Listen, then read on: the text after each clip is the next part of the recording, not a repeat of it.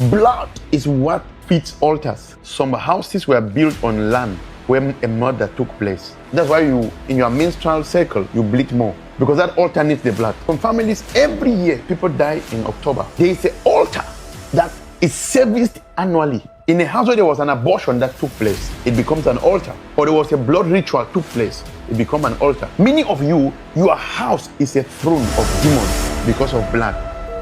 Some houses were built on land where a murder took place, and it was built in maybe 40 years ago, and you just moved in there 10 years ago.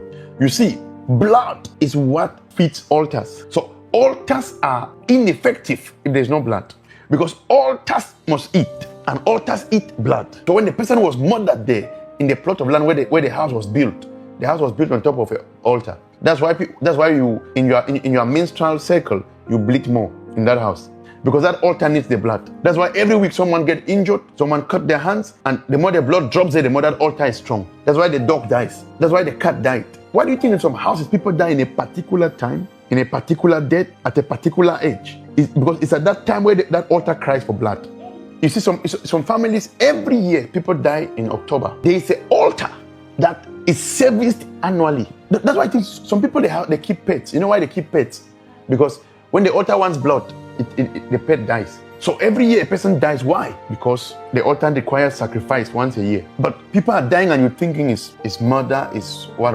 It's suicide. No, it's an altar. When the time for that altar to receive blood comes, someone starts to be depressed, then they go hang themselves. So that altar is a demonic throne that is feeding on blood. Are you following? In a house where there was an abortion that took place, it becomes an altar. Or there was a blood ritual took place, it becomes an altar. I know you are saying, man of God, what you are saying is not scriptural. Let's start from Genesis 4 from verse 9 to 10. Then the Lord said to Cain, "Where is your brother Abel?" And he said, "I do not know. Am I my brother's keeper?" And he said, "What have you done? The voice of your brother's blood cries out to me from the ground. So now you are cursed from the earth, which has opened its mouth to receive your brother's blood from your hand."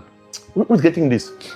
So every time blood drops, the earth opens its mouth and receive it. So blood quenches the thirst of the earth, and then it forms an altar. Why do you think in some places people are shot every weekend? It's the altar crying for blood. Investigate the house where you are staying. How many people have died in that house before you moved in? You'll be shocked. That's why I always say to you, as a son and daughter, when you move into a new house, book a one-on-one, and I will do a call with you. And what will happen? And I will do a prophetic house cleansing to clean the house spiritually, so that you can have peace in the house. Praise the Lord. For the voice of your brother's blood cries. So blood has voice. And then the earth opens its mouth and drank the blood, and the earth is satisfied. So now, then God says you are cursed, meaning it's going,